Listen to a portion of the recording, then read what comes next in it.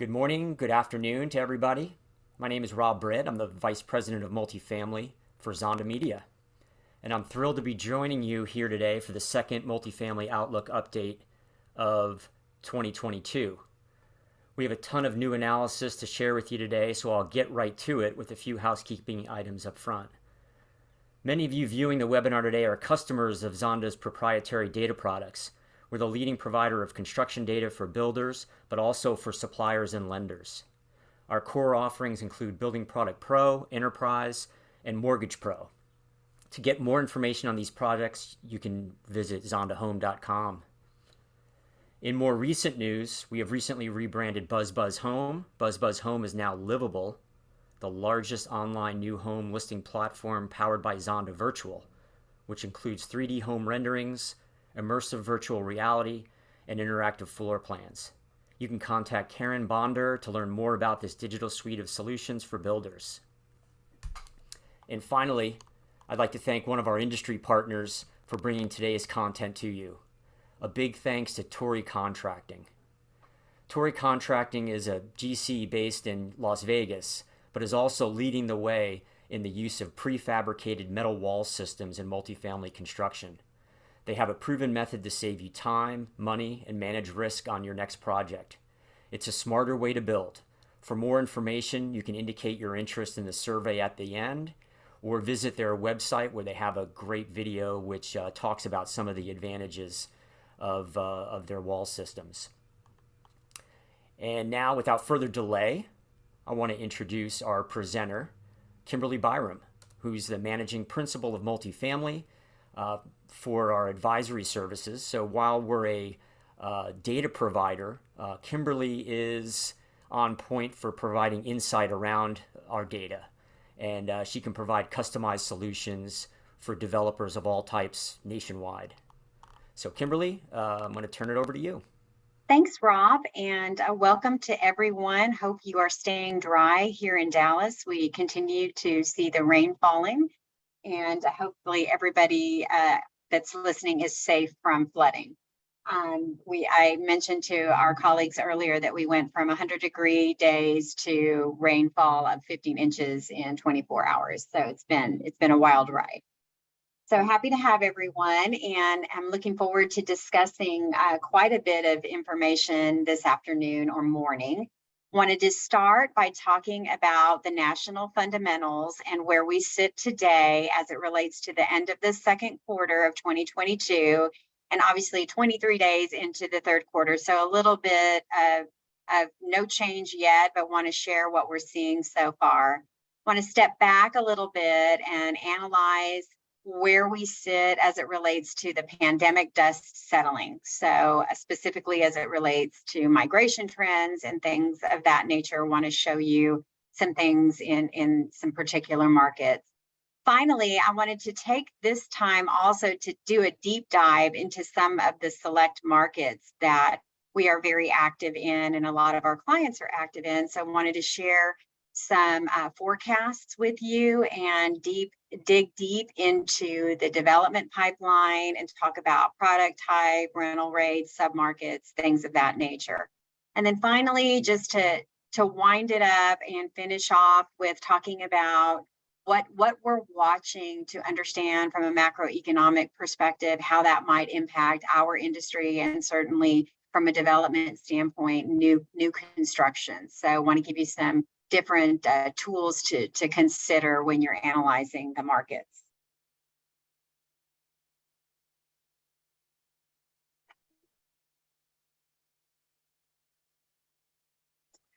So I want to start by talking about where we're at. And a lot of this is sound bites that I'm hearing from clients. I love to listen to the REIT quarterly reports where the analysts ask really insightful questions on what's going on in our industry. And so I want to just give you an overview of where we sit right now. First and foremost, there has been a slowdown in the transaction market, primarily related to the changes in at the Fed.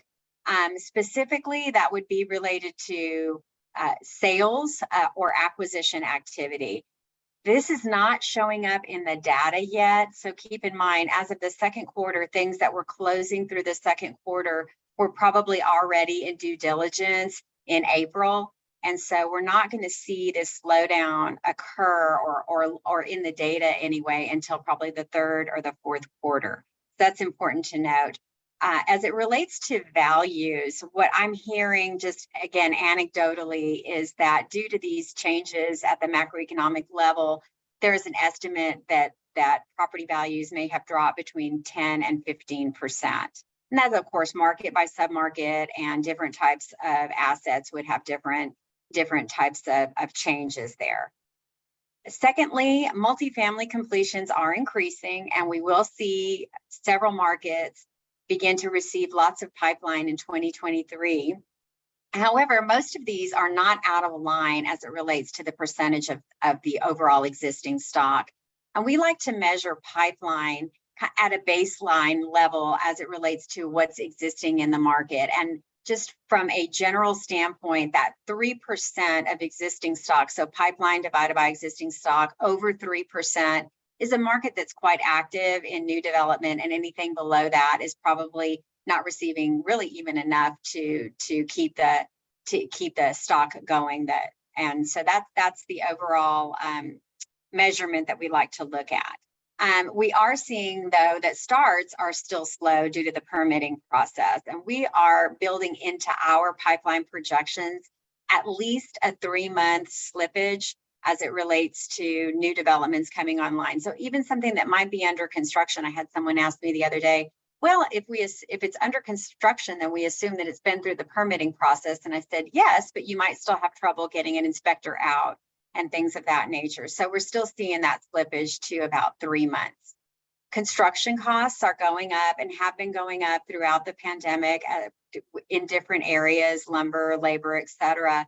We are starting to hear of those moderating.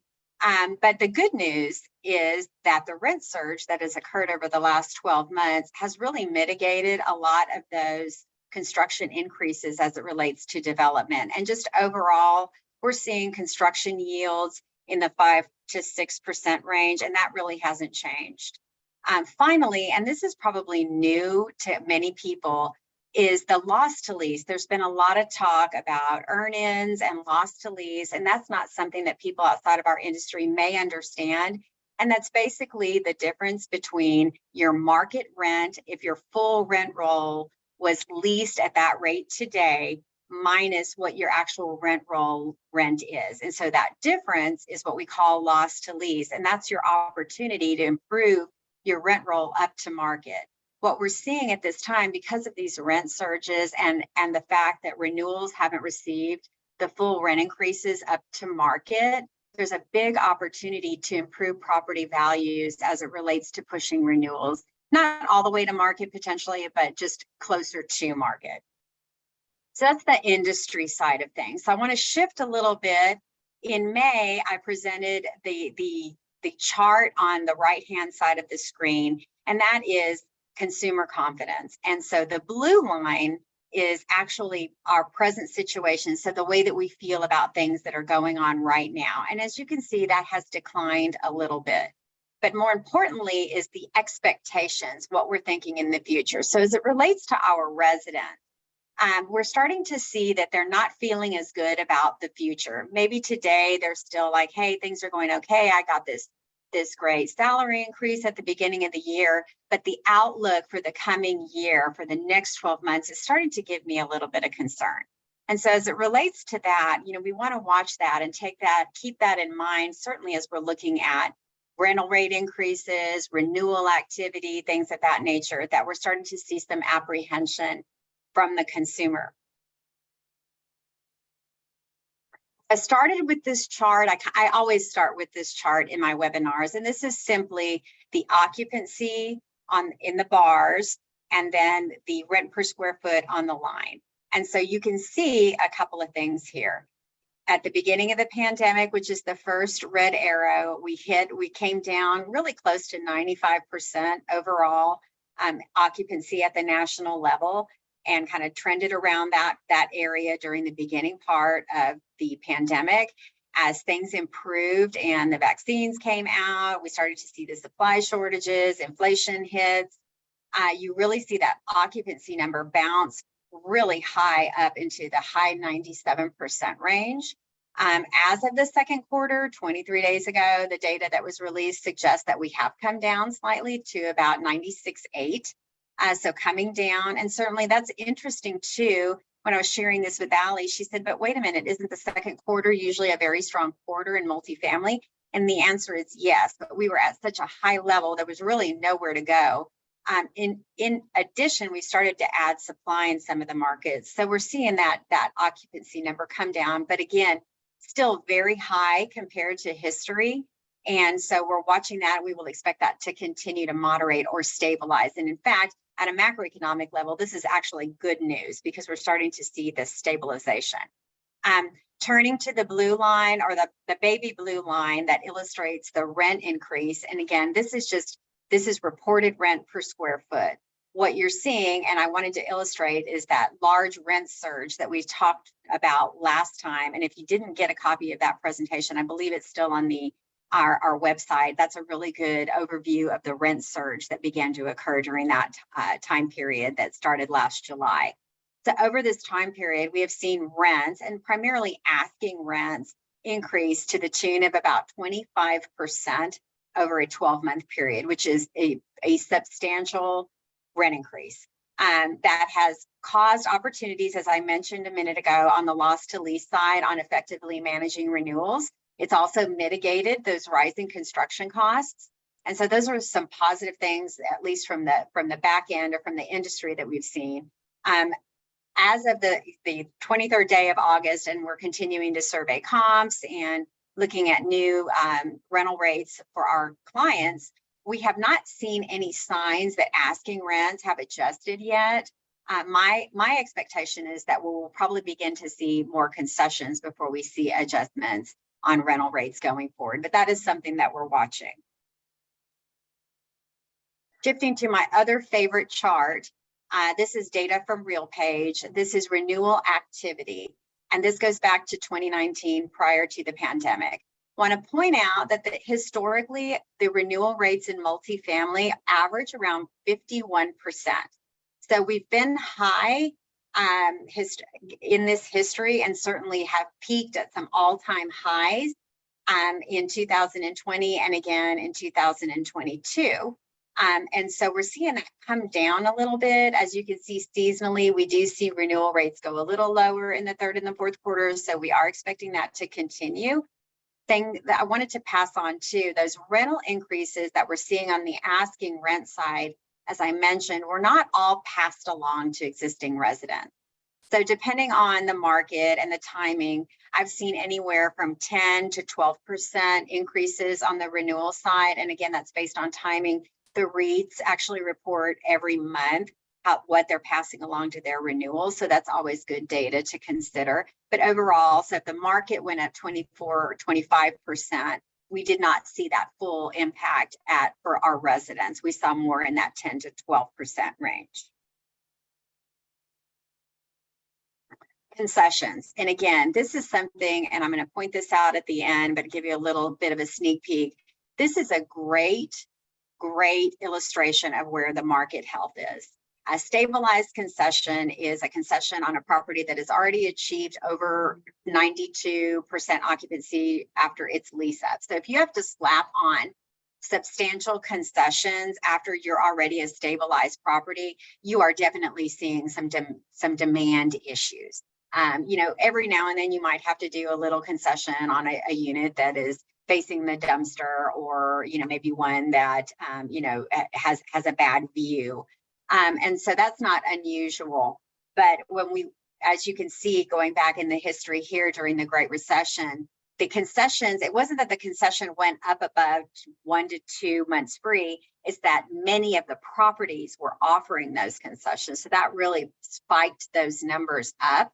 And so we will continue to watch that. You can see here, even during the pandemic, we did not see a wholesale percent of units and or the concessions rise dramatically during that time. So that's something that we will continue to watch and monitor as we're working with our clients. But at this point, we're not seeing any of these concessions hitting the market.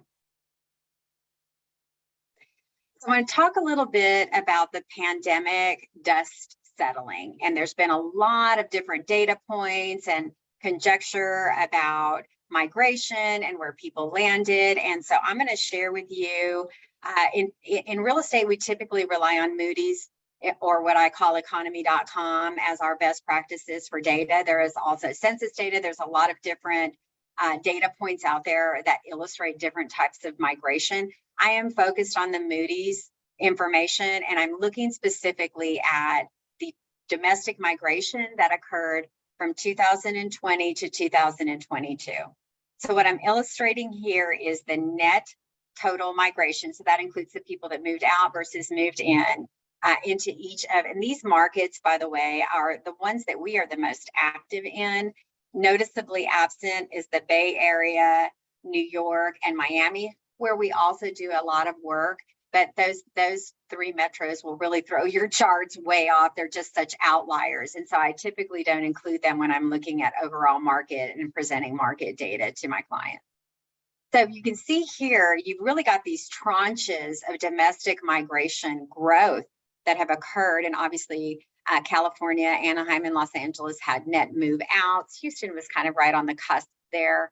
But overall, you'll see Phoenix by far on an absolute number basis has outperformed a lot of the other markets, followed by Austin, Tampa, Vegas, Dallas, and Charlotte. So what I want to really point out here is that other than Dallas, these are all what I would consider mid-size apartment markets. And I'm defining that as the level of multifamily inventory that you would see in a market. So in Dallas or in a Houston, Los Angeles, some of these places, you see 500,000 units of multifamily or more. These markets here are kind of in the 2 to 300,000 unit range, so much smaller inventories. So, in looking at specifically at Phoenix and looking at Austin in particular, one of the things that I'm seeing is just structurally we're building and really improving that level of inventory and pushing those two metros in particular closer to what I would call a larger metro in terms of the inventory. So that being said, you really can't measure Phoenix or Austin. Let's say Austin absorbed 5,000 units historically over the last 10 years because they're structurally now bigger. That number is going to increase because we have a bigger base. So just overall, something to keep in mind. Also, you can see on a percentage basis, Phoenix, Vegas, Riverside, which benefited from the LA migration. And of course, Sacramento always has a big percentage gain when the Bay Area starts to suffer. So those are some of the markets that on a percentage basis had pretty large gains compared to history. But overall, another important point, and if you listen to the REIT reports, you'll definitely hear this theme, is that many of these metros were already growing. And so while we had a little bit extra froth show up, these were just trends that have already been occurring. So overall, a lot of what we're seeing in the markets is just more of the same. Again, want to remind you about the rent surge. I was again sharing this information with Allie because she loves to know what's going on in the rental market. And she said, I know that the rent increases are boring to you, but a lot of the people haven't seen these before. So I want to reiterate just how strong that the rent growth and again, asking rent growth has been over the last 12 months. It really started middle of July last year, and it's been very strong. So, generally, just for those who aren't familiar, we typically will budget between 3 and 4% change in rent. So these rent numbers are extremely strong. Again, also want to reiterate that renewal rates did not follow this trend. On average, they were about 4% less. That's 4 percentage points, but not in Orlando. So Orlando saw, close to a 23% increase in same store rents. Their renewals were still down kind of in the 12% range. So that doesn't play through in some of these really, really strong markets, but just overall, very, very strong rent increases that, again, as I pointed out earlier, have really helped the underwrites on new development deals because construction costs have gone up. Occupancy. I think this is where you're going to start to see some media blips. So keep this in mind. At the beginning of the pandemic, and even prior to that, I kept saying this over and over again. These markets that we're in are way above their historical norm. And so what we're starting to see now is some of these markets come back to their historical norms. This is good news. It's not distressful news. So for instance, if I was sitting at above 97% in Phoenix, I'm seeing that come back to a more normalized number, and that's a good thing. And so overall, I want you to keep in mind when you read these big headlines that occupancies are dropping, those are dropping back to closer to history. And again, this table actually illustrates so beginning in 2019, here's what our occupancy was. And we've had all of this pandemic demand really shift things. And so here, comparing July 2022 occupancy, these are the markets that I would call that still have the most slack in them as it relates to this just goes back to 2019 occupancy, which was arguably a little bit high. So if you went back to their historical norm, it might even have more slack, but just overall, you can see, for instance, San Antonio, Orlando, Riverside, California, Austin is still 130 basis points above where they were in 2019. And I want to point out, and I'm going to talk about pipeline in some of these markets in a little bit. Austin is really, of this list of these markets that have slack to give in occupancy, Austin is really the only market that has ramped up their pipeline. So a lot of these others, specifically like a Tampa that saw really strong migration, have not ramped up their pipeline over and above what they typically would, and certainly not at that 3% level, which I'll show you in a minute. I'm sitting here in Dallas, and I'm saying it again. I said it last webinar. Dallas is still not building enough. Dallas is in a great position right now, and we're usually one of the quickest to start the overbuilding. So that's been really interesting to watch this market continue to just kind of stay a little bit flat as it relates to pipeline.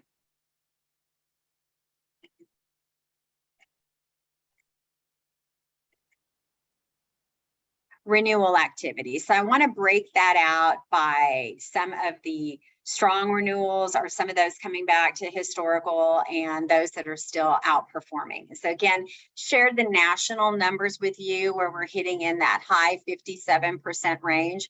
But you're seeing some of our markets are starting again to move back to historicals. I think Phoenix is a great example where you're seeing that Phoenix always has had great mobility. So renewal rates below 50%, really historically from 2010 to 2019, which is the dark blue bar, 47% renewal activity. The last 12 months, and that's the green bar, Phoenix has experienced a 53% renewal, and that's come back down over the last 3 months to 49%. So still not all the way back down to history, but definitely moving in that direction. I suspect that's because Phoenix definitely has a lot of units in lease up. So those new units are opening up mobility in that market. Again, the markets were frozen for a couple of quarters, didn't have a lot of development opening. So you're definitely seeing, again, that activity return. Austin, same thing, was as high as 54 over the last 12 months. Historically runs at 50. So coming back down, we're at 52. Same thing at Denver. Denver running at 49, bumped up to 52, and kind of making its way back down. On the other side of the screen, these are the markets that are way overperforming. And I mean, a 60% renewal rate is just incredible. So you see here, Vegas, that typically runs at 50, is as high as 60%, coming down 1 percentage point over the last 3 months to 59. Same thing with Tampa, Riverside, California. And I think some of this, again, Vegas and Tampa in particular, because of the lower median incomes in the market, probably looking at accepting more of a 10 to 12% rent increase rather than going out to new product in the market and maybe potentially paying 25% more. So that may be some of that stuck in place, is just those renewals, and certainly as it relates to incomes in the market. So finally, on the pipeline, looking at the overall estimates for 2022 to 2024. And just as a point, a note, we do pre-development consulting work for our clients all over the country, and we're working on pipeline from 2025 and forward. So a lot of what our activity is really looking out in the future. So really, your best guess on what's going on and you're most comfortable in a forecasting environment to look at 2020 through 2024. Again, we are applying a slippage factor to a lot of this pipeline that is under construction, because we're seeing that in the market. And as we're talking to our clients, we definitely want to apply that. And so even as 2023 looks a little hefty in some of the markets, that again may get pushed out some. And you'll see the 24 in our forecast in some of the markets that I'm going to present to you shortly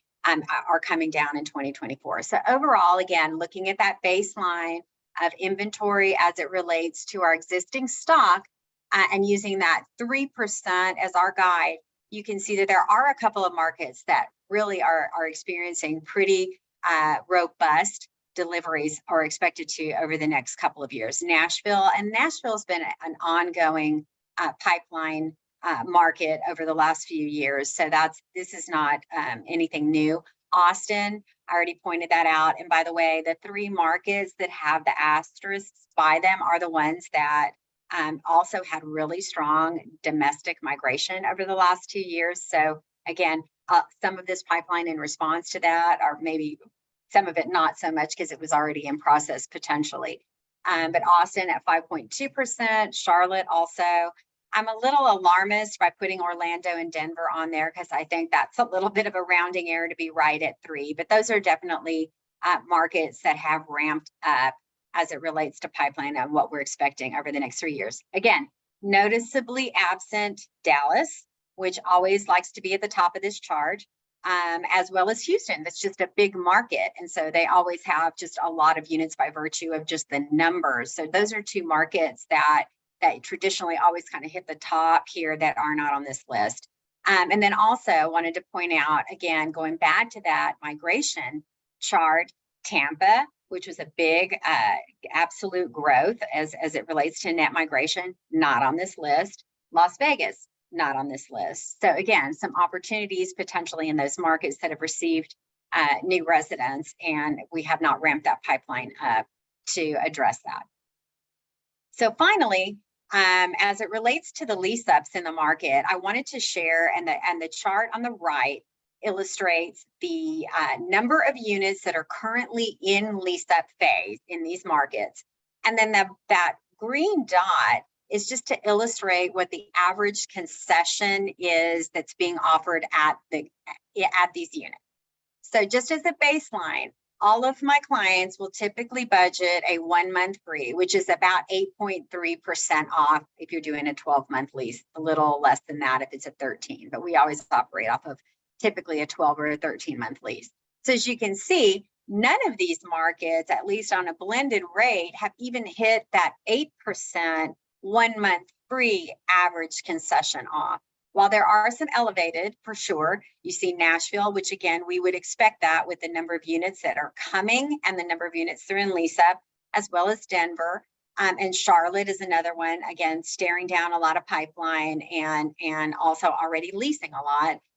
So those are already ramping back up, getting close to that 1 month free. But also, interestingly, Phoenix, that has a lot of units in the pipeline and in lease up, is on that lower level. They aren't offering that 1 month free yet. They are in some areas, but certainly not overall. So that blended is at a 3.6% off. So there's some really interesting positives and some things going on specifically as it relates to Phoenix that you have to drill down on to understand that market when you're in it or you're considering it. And I'll talk a little bit about that. So that is my transition into my select markets that I want to share some insight with you. If your market is not included here, please call me. We can definitely have a conversation about it. We'd love to give you some thoughts on what we're seeing for sure. These were really selected based on the markets that we're very active in, and then also the ones that are seeing some more pipelines. So I wanted to give you a sense of where we think these markets are headed in the future. So I want to start with Austin. It is a high pipeline market. It's obviously a high growth market. It was the second highest as it relates to that domestic migration chart that I shared with you. And again, it's also a market that is over its pre-pandemic occupancy. So it's sitting at a really high level, seeing a lot of demand. And of course, all the things that are going on technology-wise in Austin, which is a nonstop level of activity. You'll see that just keeps that momentum going there. Overall, if you look at what our projections are, so that chart at the very top left is history from 19, 20, and 21, and then Zonda's forecasts for demand, supply, and occupancy over the next 3 years. So you can see we definitely are expecting a little bit of a decline in occupancy, which should be expected because we are at such a high level.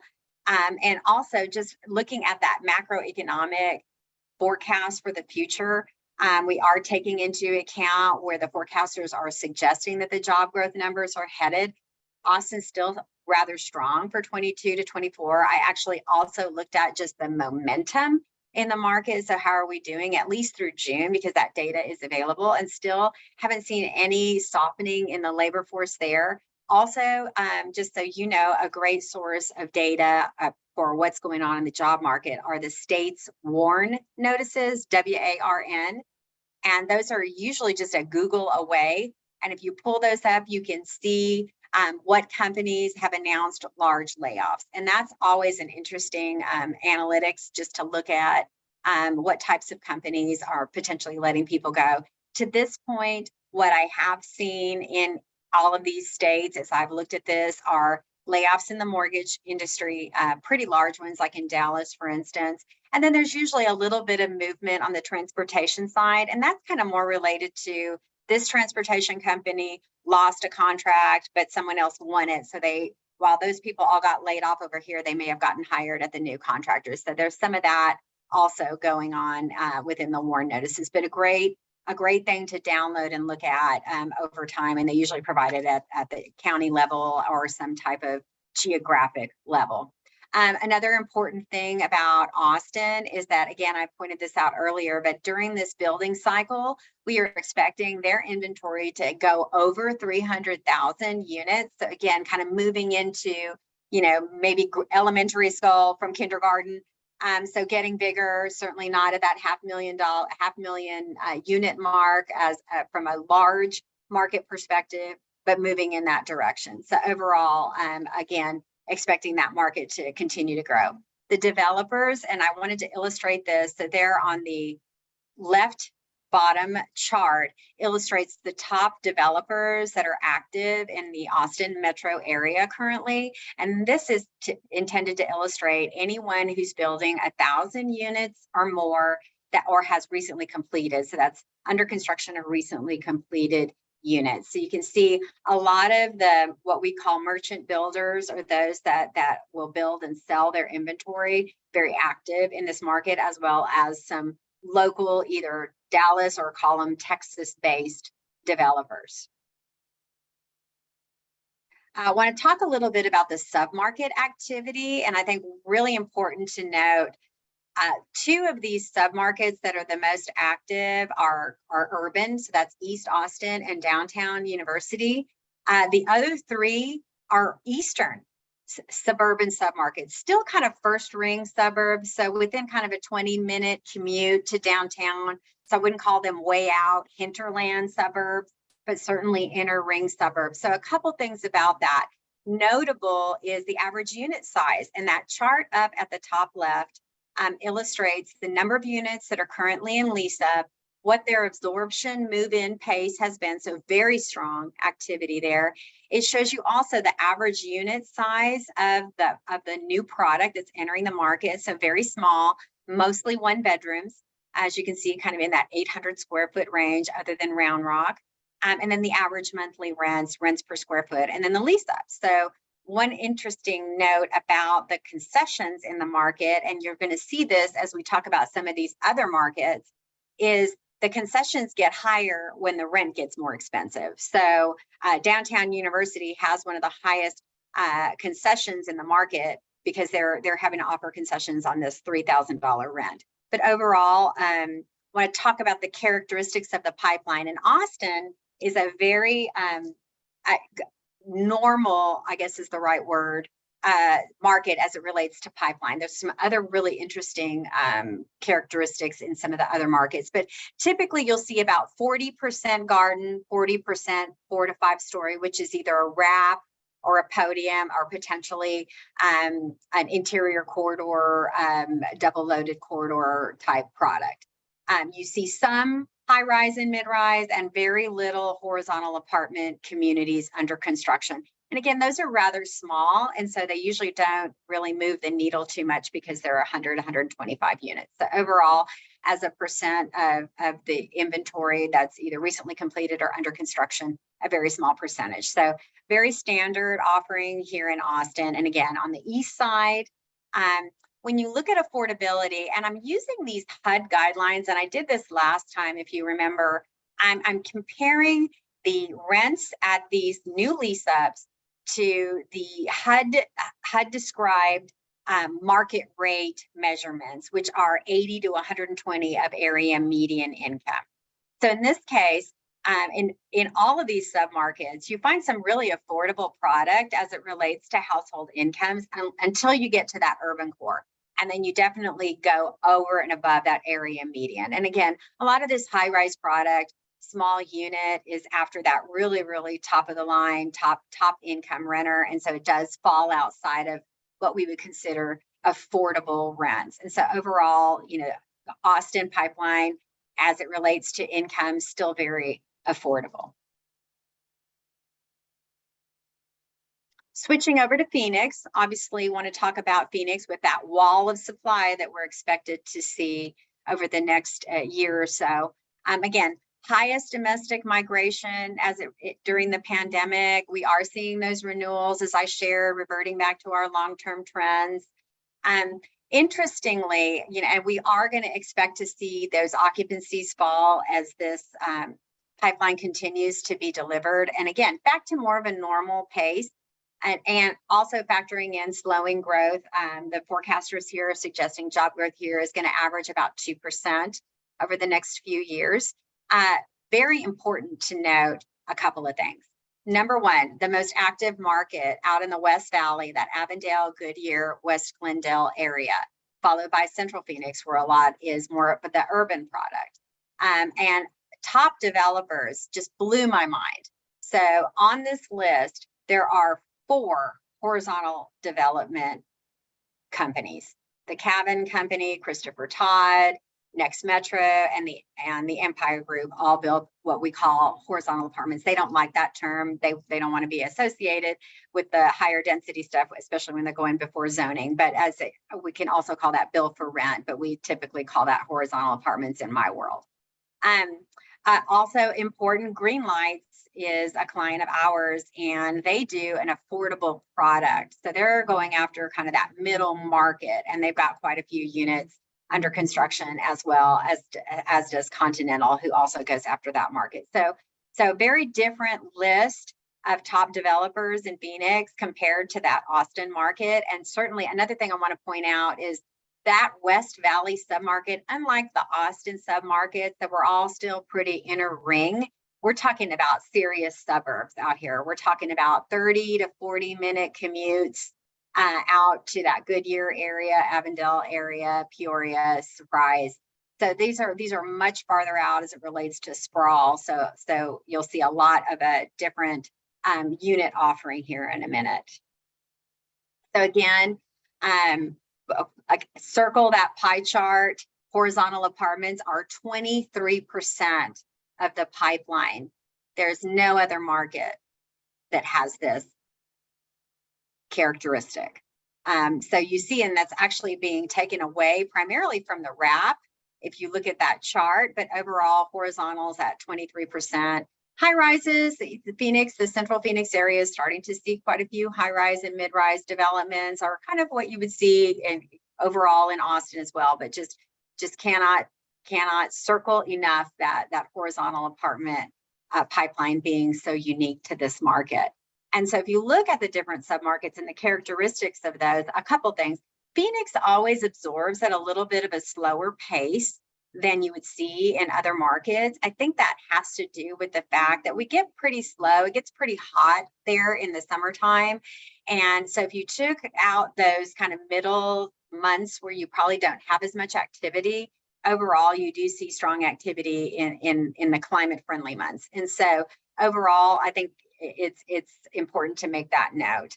Secondly, when you look at the average size of the new product that's entering the market here, it is substantially bigger than what we were seeing in Austin. So therefore, you see these chunk rents or these asking monthly rents a little bit on the higher side compared to Austin. But overall, almost every one of these submarkets, unlike Austin, are over $2 a square foot on asking, even at this higher average unit size.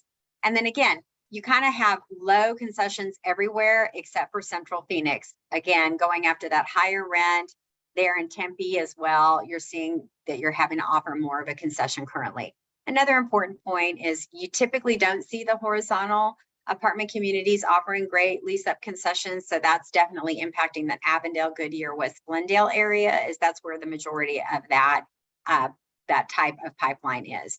Now, when you measure affordability in Phoenix, you do have a lower median household income. And so therefore, you're definitely see this HUD guideline starting to get pushed closer to 100% rather than that 70 and 80% that you would see that you saw in Austin. So definitely, while still affordable, kind of hitting right at that market level.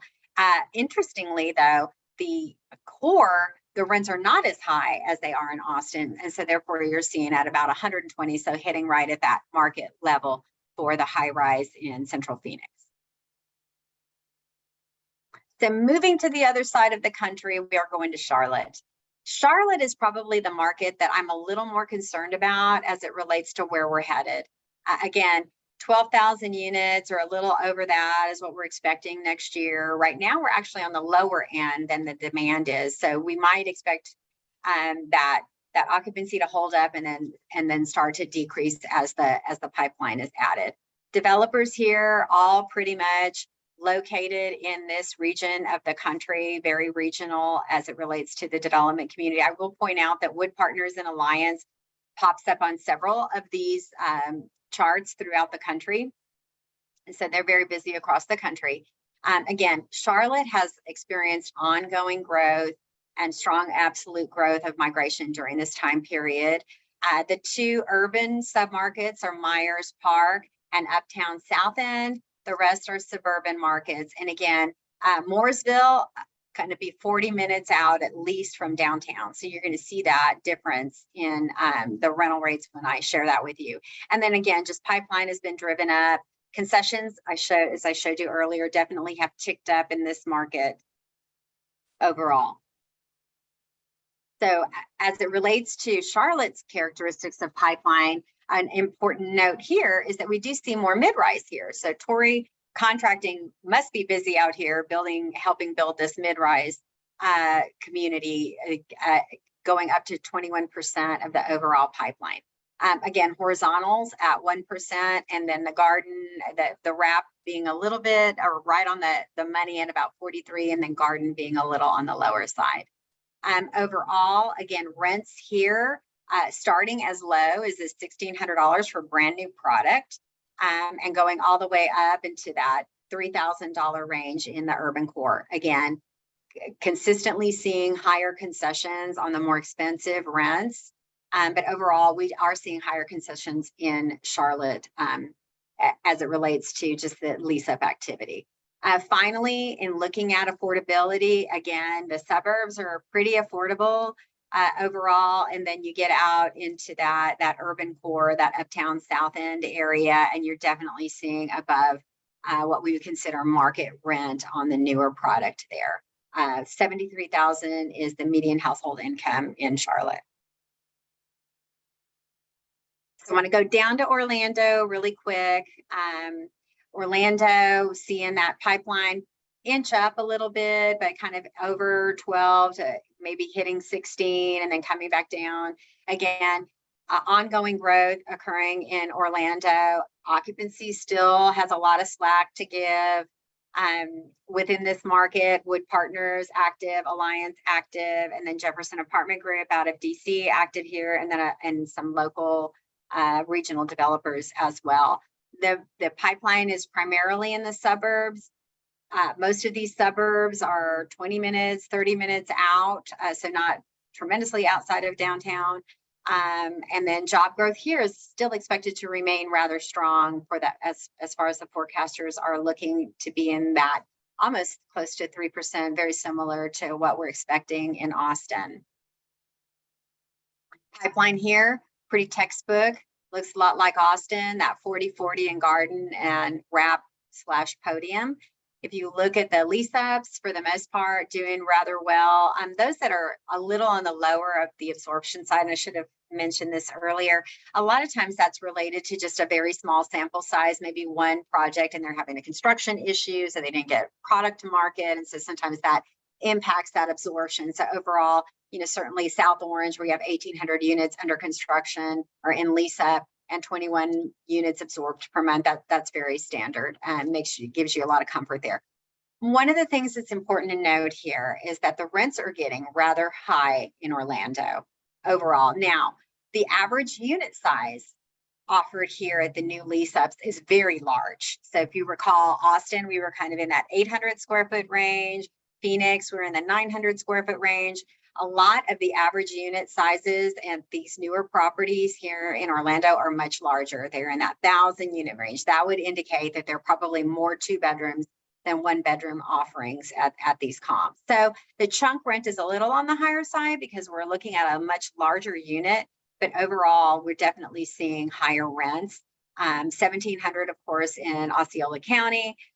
But going all the way up to 2,100. And again, this is all suburban product. None of this is urban. So this is pretty interesting.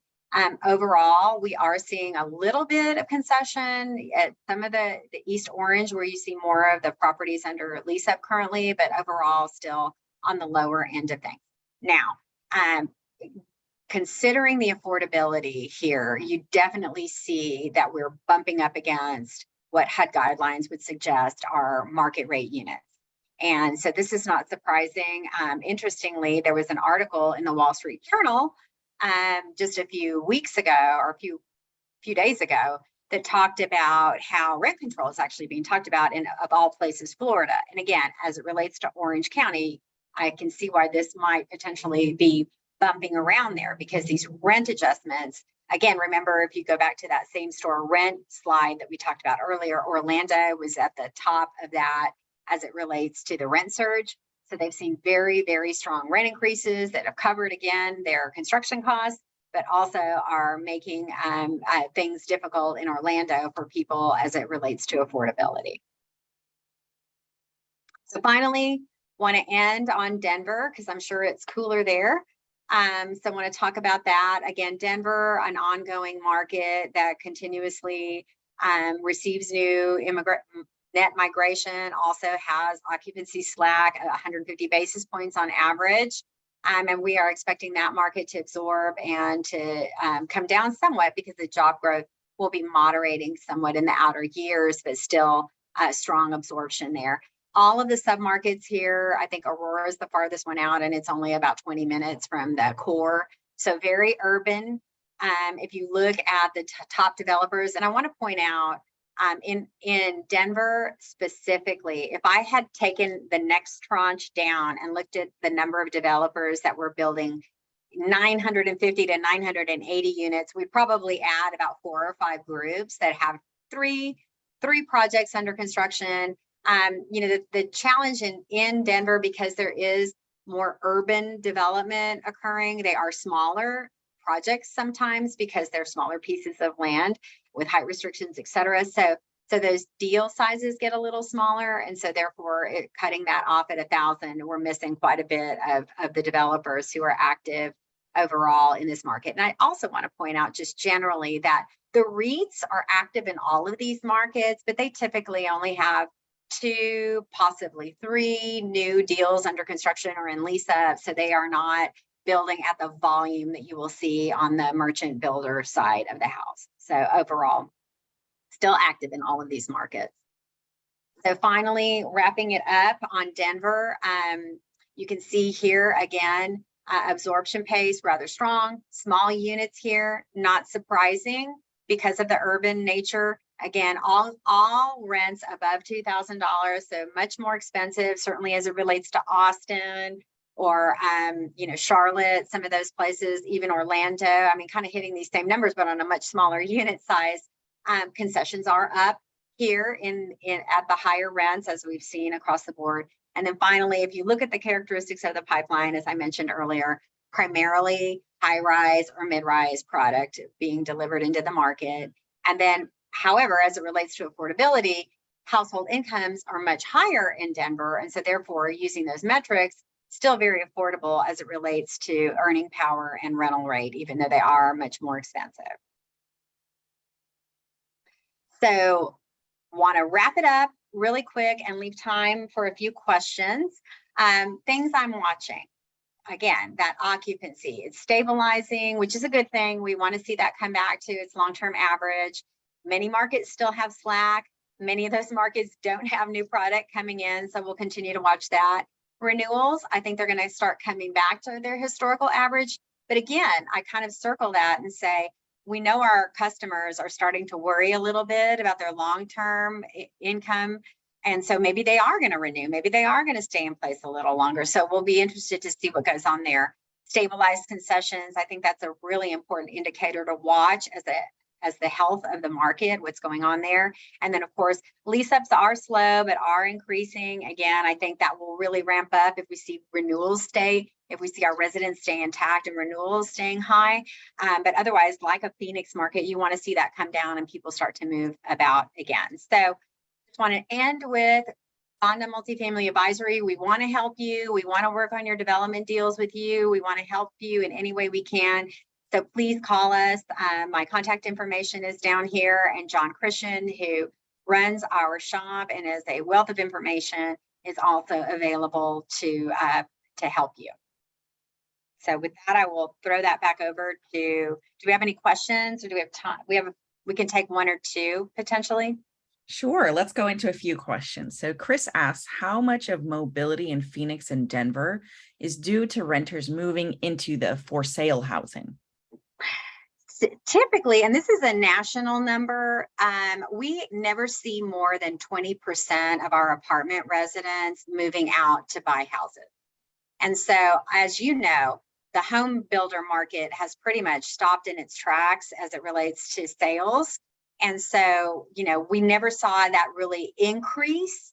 And so I think, if anything, we might see more renewals because there's just nowhere to go. Or maybe they go to a high-rise building and they're going to live this high-rise lifestyle for a while before they go sell. So to answer that, to say we are not seeing any change there in the number of people that we lose to home building. Okay. Now, George wonders, this is a big question, Kimberly, will we ever see rents go back down? In most markets, we're seeing home prices drop. So will the apartment community follow this trend? Well, it depends. Like I said, I think the first indicator will be concessions, stabilized concessions. So those will, if demand starts to wane, again, if job growth goes negative, we will start to see concessions. And yes, I would expect that rent may come down, asking rents may come down. But I think it would be concessions first, and then adjustments to market rents second. And maybe in Orlando, that really seems to have frothed up, you might see that first. But a lot of these other markets, like, especially when you look at affordability in places like Austin, you just don't see anything out of line there. So I would think that would be more of a stabilized concession first, and then maybe a rent adjustment second. Okay. I think we have time for one more. Anand is wondering, of your markets, where do you see supply lagging demand considering the current pipeline? Well, I think I've said it 10 times, but Dallas is kind of where I'm scratching my head, and that we haven't seen more of a ramp up with the migration that's occurred, et cetera. Mhm. So I think we may see some more in the future, but it's going to take some time. And again, the part of that too is that Dallas has notoriously had problems in the permitting process, et cetera, over the pandemic and then some. So maybe that will change, but just overall, I mean the metro area, Dallas and Fort Worth, which I always treat separate. All right. Well, thank you so much, Kimberly. Let's pass it on over to Rob, who's going to share with us some more information about this upcoming MFE conference. Yes, thank you very much. And thank you, Kimberly. That was a great presentation. You had a lot to talk about there in a short period of time. We're going to look forward to seeing you next month at the MFE conference in Las Vegas. And while Zonda is widely known for our data and our advisory services, we also host many in-person events like this throughout the year. So you've seen the slide up on the screen. Kimberly is going to be there. Our sponsor, Torrey Contracting, will be there. And some of the most active developers, investors, and management firms are going to be there as well. So we cover a wide range of themes from development and finance to operations and technology. So in addition to the content on offer, it's going to be an ideal venue to reconnect with many of your senior level industry peers. So you can check out the site as you've been seeing up on the screen, or check the box on the survey. So, and that takes me to the survey. Hang out here, please, and help us to provide you the best insight in the future, and to get more info on Kimberly's services and any of the other providers mentioned here today. We are going to be posting a recording of Kimberly's presentation on our website, and it's also going to be plugged on our social media channels, so you can catch it there as well. I want to thank you all for joining us today. Thanks to Kimberly. Thanks to Torrey Contracting. We hope to see you again soon.